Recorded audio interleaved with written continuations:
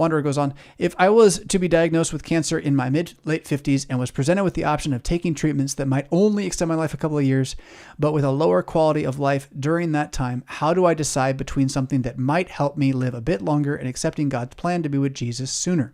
How do you decide? Yeah. There's not a blanket answer to that.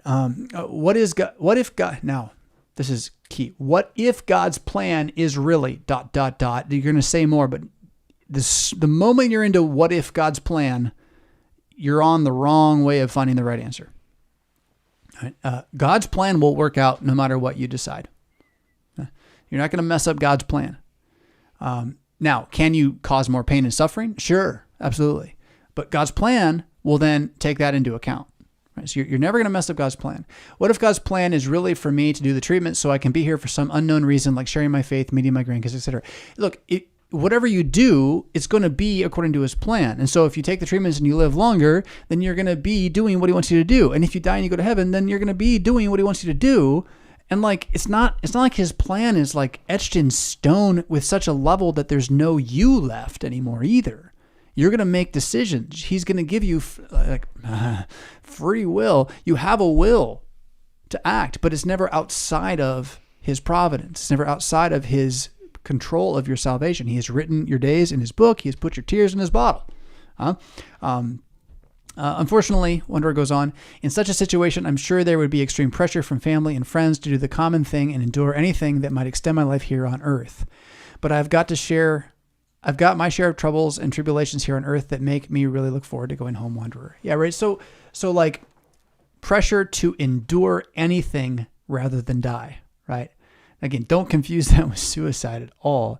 But to me, again, there's not a blanket answer, but my own approach to this would be, what do I have to sacrifice in order to try to live longer?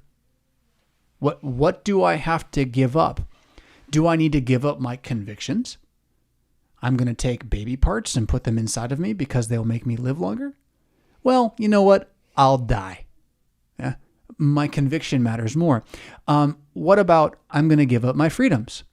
I'll get to keep living, but they're going to amputate both legs, both arms, and I'll have to be on a feeding tube that goes down my throat all the time so I can't even talk.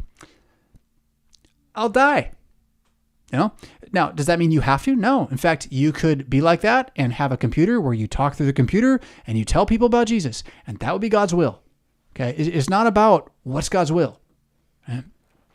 It is about you living in full conviction and confidence that your God is Jesus, who is in charge, and that when you die, it will not separate you from him.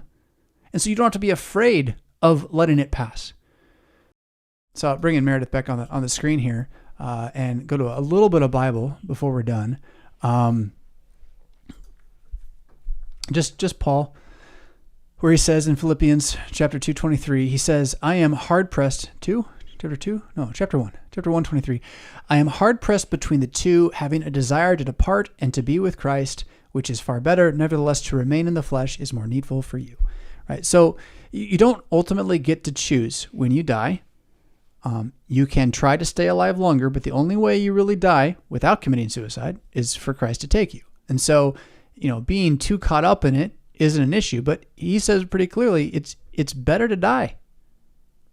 You're better off with Christ, but you're going to remain here as long as there is fruitful work for you to do. So if you're going to take that pill that's going to cause all the suffering, but make you live another 3 years, just do it because you believe that there's fruitful work for you to do as a Christian. Don't do it just because you don't want to die or nobody wants you to die. Because honestly, you can give a really great witness to your unbelieving kids by being like, nope, I'm going to die.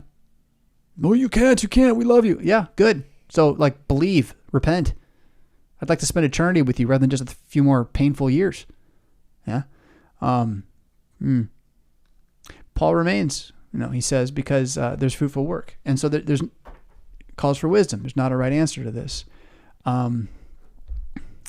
Just reminded that I had a 1 Thessalonians pulled up for that other question about comforting each other with words about the resurrection. So that previous question about your brother, check out 1 Thessalonians 4:13 through 18. I'm not going to go back and cover it, but I rec that as my answer for that previous question.